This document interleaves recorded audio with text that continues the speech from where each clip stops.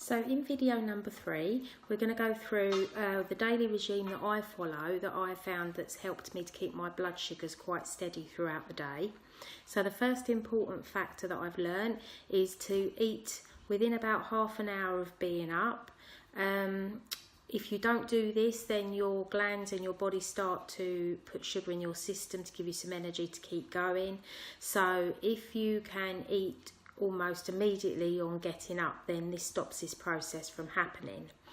The second fact that I've learned that has been quite beneficial is that I split my carbs and proteins. So I eat those food groups separately. So any white starchy carbs that you have to take insulin for, I eat those separately to my protein. So my regime is I get up in the morning and I make a small bowl, about 30 grams of organic oats that I make with water. I use a little bit of organic honey and some cinnamon, and I eat this within 15 to 20 minutes of being up. Now, I normally exercise every day in the morning, so these carbs give me a little bit of energy to do my training. This is when I take my first amount of insulin, my first shot of fast-acting insulin. Now, I usually take about 5 units for this amount of carbs, but it's going to be slightly different for each person. My doctor told me the way that they work insulin out is it's half of your body weight. So if you're 70 kilos, then your daily lot of insulin should add up to about 35 units. Obviously this is going to need to be tweaked, and definitely check with your doctor on what they recommend for your own height and weight that you use. But this is kind of like the guideline that I go by. So my first meal is my oats. I then take my first shot of insulin. I go off and I do my training. Straight after my training, I take my first protein shake, which I just make with water. Now this is not only to help me recover from my exercise, but also when I've finished exercising, I find that my sugar levels are normally quite low and good, and the protein shake helps to keep them nice and steady from that platform onwards. So I take that straight after I finish exercising around about 11:30. I would then be looking to have my next meal around about 1:30, 2 o'clock. And at this point I try to eat as many alkalising foods as I can. Alkalising your diet is very important for everybody, but especially for diabetics, to keep your system, your acid levels nice and low.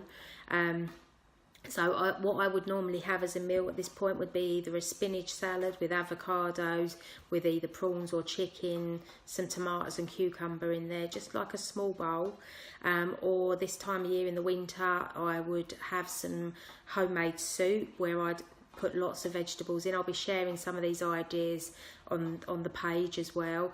But it's all about, you know, obviously this is like a high protein alkalising meal that I have at lunchtime. Then around about 3, 4 o'clock, sometimes I find that my sugar levels will dip a little bit. So depending on if they go a bit low, I might have an oat bar just to bring them back up a little bit. Or I will have another protein snack like hummus with some vegetables as a dip. And then I would have my evening meal at about 6 o'clock. It will always consist of some form of protein, meat, fish, chicken, roast dinner, lots of vegetables, and then I use sweet potato or something as a healthier carb. I don't tend to eat rice, pasta. It's not foods that I actually really enjoy anyway, so but for me they don't really agree with me either. And then at 10 o'clock at night, I will have my last protein shake when I take my background insulin before I go to bed. So this is the regime that has really helped me.